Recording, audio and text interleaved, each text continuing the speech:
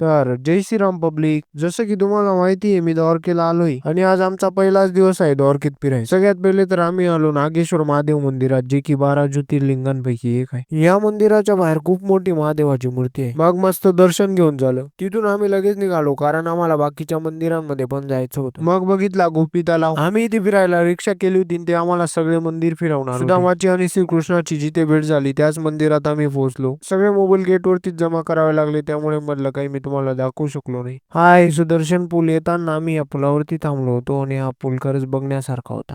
हा पूल 2024 मध्ये चालू झालाय. जेव्हा हा पूल नव्हता तेव्हा लोकांना जहाजने ये जा करावं लागायचं. आणि मग पोहोचलो समुद्रात म्हणजेच बीच वर. सगळे सोबत होते त्याच्यामुळे ते आम्हाला या अशा कपड्यांवर बीच वरती घेऊन आले. एवढ्या मोठ्या मोठ्या लाटा येत होत्या ना, त्यामुळे खूप भारी वाटत होत.